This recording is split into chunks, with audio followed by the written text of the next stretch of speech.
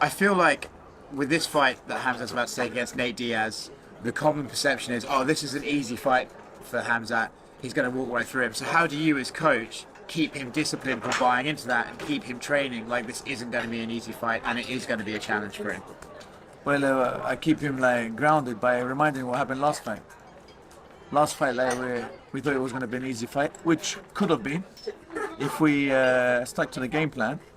But other than that, like, you just got to remember that these guys are at the top for a reason, and they're seasoned veterans, hard motherfuckers that are there because they've earned it, and you have to like understand that and respect that.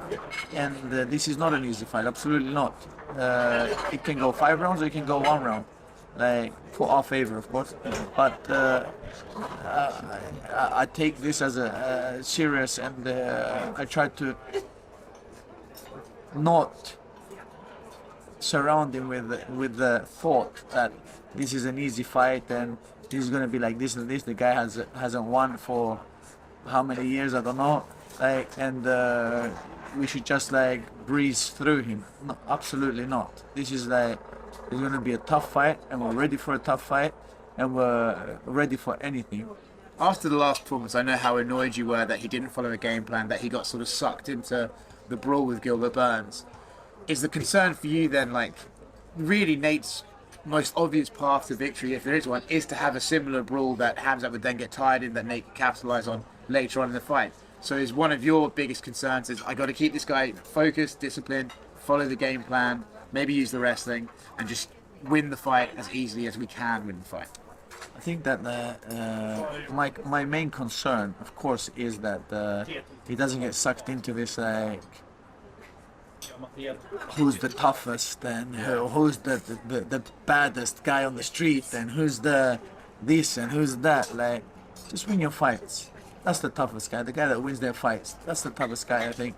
And I think that you shouldn't get sucked into these mind games. And because these guys are young stallions, you know, they want to show, like they want to do like, oh, I'm the, and you just gotta keep them grounded. You gotta say that, listen, like, I want us to win the best, simplest way possible, and however that is, I don't care. Like, I just think that like, if he does what he does every day in the gym, this is going to be an easy fight. If he does what he does every day in the gym. So going back to how to win the fight in the easiest fashion, I would suggest that maybe that is just getting the takedown straight away, putting him against the cage and using your ground and pound, stopping getting up, just beating on the guy that is prone to cutting, prone to bleeding, and getting the fight start. Is that how you view the fight going and how you think it's the easiest route to victory? Or what am I missing? I think that's what everyone's done to him. And we got our game plan. We got like we're ready. We're doing what we have to win the fight. I think that Nate is training for a wrestler, so we just have to mix it up. I think. Yeah. You have to mix it up, like all aspects of MMA. So he's not ready for the takedowns. He's not ready for the striking. He's not ready for the grappling. He's not ready for the ground and pound. You just mix it up continuously. And I think that like directly when he sets himself to start striking, you take him down. Directly when he's ready for the takedown, you punch, and you strike. So you have to. I think that's the key, to just keep it mixed all the time, keeping it like from one. If he thinks we're going to do one thing, you do another thing, you know, and you just keep him guessing. I think that to me, like Rafael dos Anjos did. That was a clinic. And I think that is the way to go.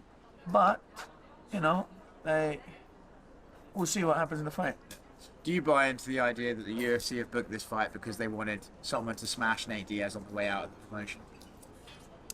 I don't get involved in what these personal things and stuff like that. This is a good fight for us. It's a money fight. Everyone's talking about it.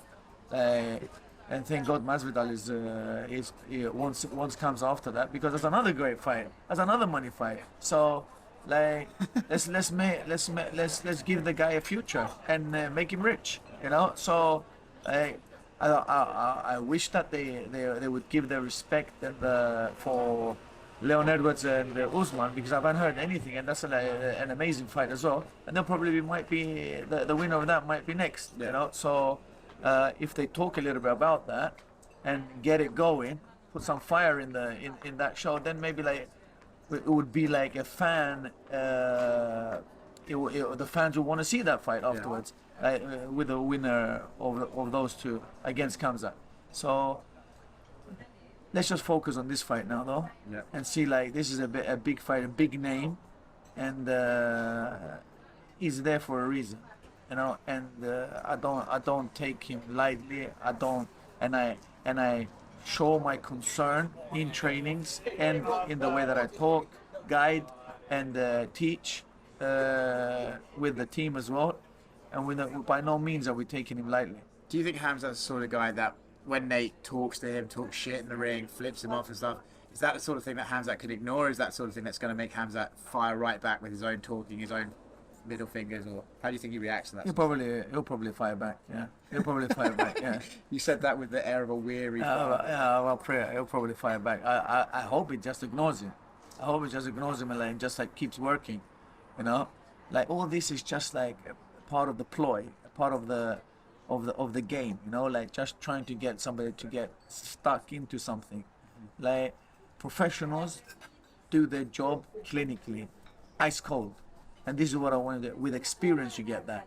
With experience, you become an ice cold killer, you know, and you don't get caught up in your own emotions. You don't get caught up in other people's like things, you know, and you just do the job that's needed.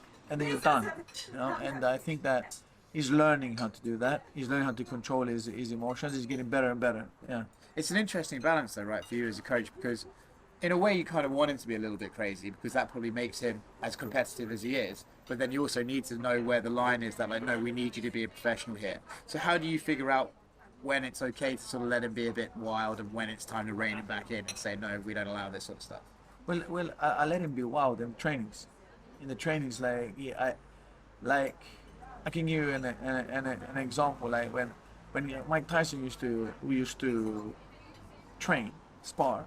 They never used to tell him like, you know what, like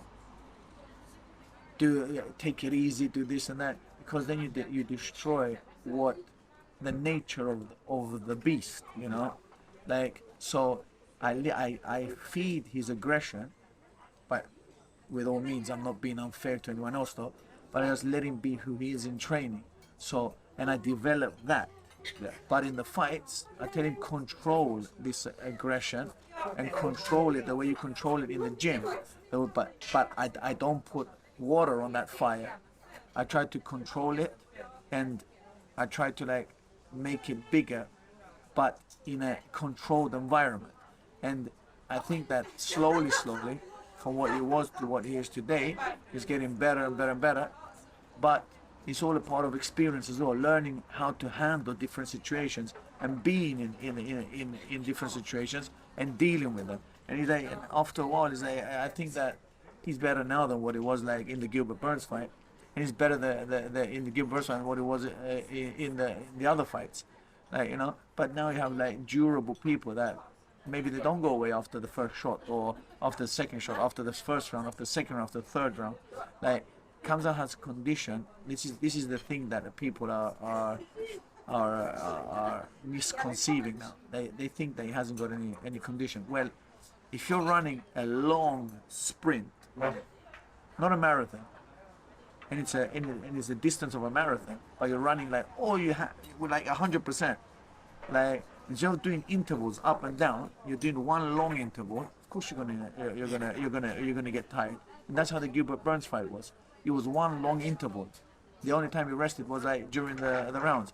In fights, you pick your pockets. Like this is, you pick your pockets and you choose when you're gonna like turn it up and when you're gonna slow it down. And you're going up, down, like this all the time, like in fights. And in these pockets, you're taking a breather. There was no breather in the Gilbert Burns fight. It was just one long breath of 15 minutes, you know, and just one interval of 15 minutes. And you're just going for it for 15 minutes, you know. And this is what I tried to. He had to be in great shape to deal with that, had to be in great shape. Had to be in great shape to get up from like those shots, you know. Had to be in great shape, and had to be in great shape like to like keep punching and punching and punching. A lot of people say that Gilbert Burns won, like, but those are pricks. That don't what they're talking about, you know. Like I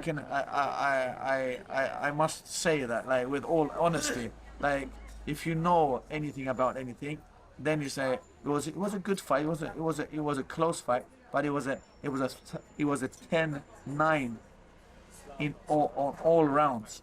Like I believe, you know, like for one, Khamzat was blocking most of those shots, which the punch that's like count like a shot that you get hit with, even if you block it, you know.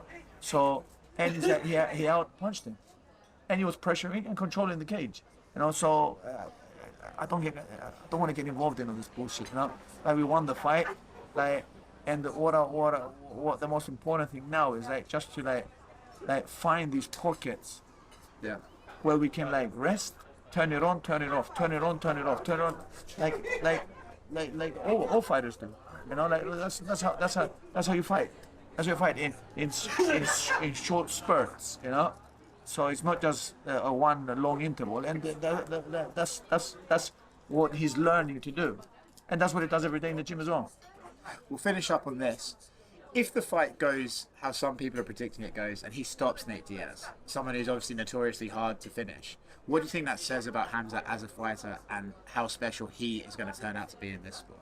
Well, I'm telling you like this: that I'd rather he do a clinic, 5 rounds. You do a clinic 5 rounds, you do a technical clinic on him and just totally dominate. That says more than just a one punch finish, doesn't it? It shows like the skill, it shows like the stamina, it shows like that he has like the mindset to be able to, the patience. It shows like a complete circle there. Like if you like one of these guys that like says like, oh shit, like one punch finish, like what a great fighter he is. Doesn't mean nothing. He just hit one guy and he finished him. That doesn't show nothing. Doesn't show nothing. You know? Like whereas a clinic, a spectacle, you know, like an outclassing is something that like shows like a masterpiece, you know? It's a masterpiece that. And that's what I would like him to do. That's what I would prefer him to do. But I won't be crying if he stops the fight like in the first round either, or the second. Trust me, I'm not gonna be like sulking over that. But I think that like a win is a win, and we're taking this guy serious, and we're getting ready. We're getting ready. He's already on form with his weight. He's at 85 kilos now, like which is nothing. He's 85 kilos. We flew in like some mega grapplers. Like we got like a good boxing southpaws in now, and we got like a couple of like good wrestlers that will sharpen up his wrestling as well. So, and we're going to Vegas 2 weeks before the fight to climatize with all that fucking inferno that Vegas brings. You know, like every time we go to Vegas, like 1 week or 3 days before, feels like you haven't trained for like 2 months because of the heat and the time difference and all this. So you start panicking. So in my career as coach, we've done that a couple of times, like that mistake. And now it's been like 10 years since I ever left Vegas, less than being there 2 weeks. So we're going there like 2 weeks before the fight.